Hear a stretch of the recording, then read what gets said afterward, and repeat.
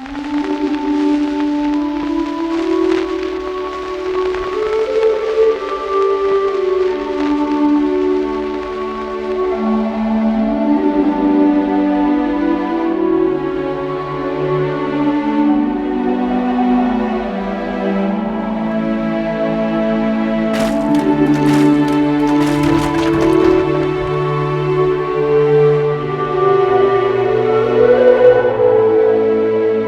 the aftermath of America's Civil War, 8 women volunteered to travel from Germany to nurse and otherwise tend to the needs of the poor and often powerless immigrants who'd settled in Hessen Castle near Fort Wayne, Indiana.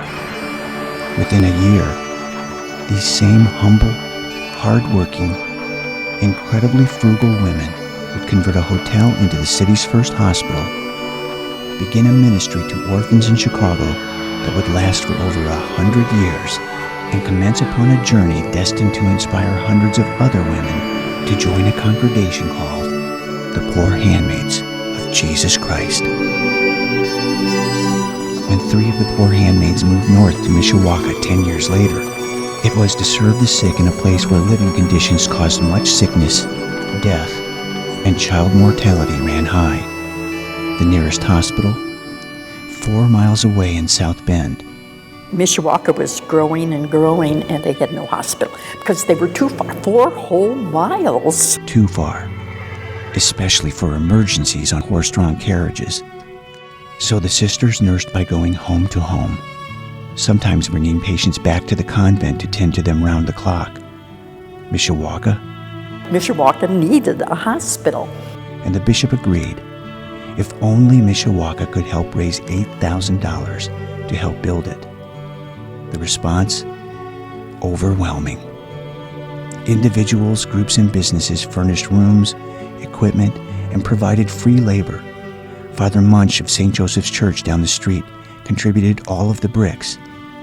And when ground was broken in 1909, it would take less than a year to build. When the doors were unlocked to St. Joseph Hospital in Mishawaka for the first time on Sunday morning, April 15, 1910, the sisters actually found a patient already waiting for them on the front steps. The hospital, a healthcare ministry that would expand across the Midwest, and the Poor Handmaids International Ministry would never look back. As the city grew, so did St. Joseph, a place known for humble but decisive leadership. At a time when other hospitals wouldn't hire a Jewish doctor, the Poor Handmaids hired him right away, and he happily stayed at the Fort Wayne Hospital his whole career. The hospital's nursing school, one of the best run in the country. When the class of 1930 bid farewell to the Poor Handmaids, they said, "Thanks to you, dear sisters, who've placed before us the example of self-sacrifice, we will measure our lives not by how much we do for humanity, but by how well we do it." But the building additions, the advancements in science and medicine over the decades, impressive as they were, can sometimes obscure the real story of a place like this. The story of children and families who came here. The cycle of life. Mishawaka is a relatively Catholic town, but there are many people that have gone to St. Joseph's Hospital and have probably for the first time met some faith-based organization, and they received faith-based care. And because of that, their concept of what the Catholic Church is about has been enhanced. They sense the whole respect for the dignity of the person. When the decision was made to merge with the South Bend Hospital, owned by the Sisters of the Holy Cross at the turn of the 21st century, it marked a turning point for the community, 2 congregations coming together to create a single and better healthcare system for everyone. We were linking up with another Catholic institution, another group of sisters that had a ministry very similar to ours, bringing 2 marvelous charisms of 2 very wonderful congregations together.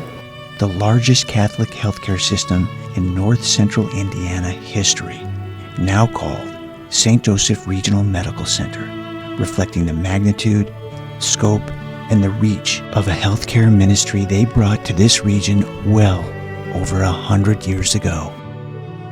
The story of the Poor Handmaids of Jesus Christ is one of commitment to every man, woman, and child in this region. From this, their original home in Fort Wayne, to their ministry center in Donaldson near Plymouth. The sophisticated state-of-the-art healthcare system that we enjoy in this community today.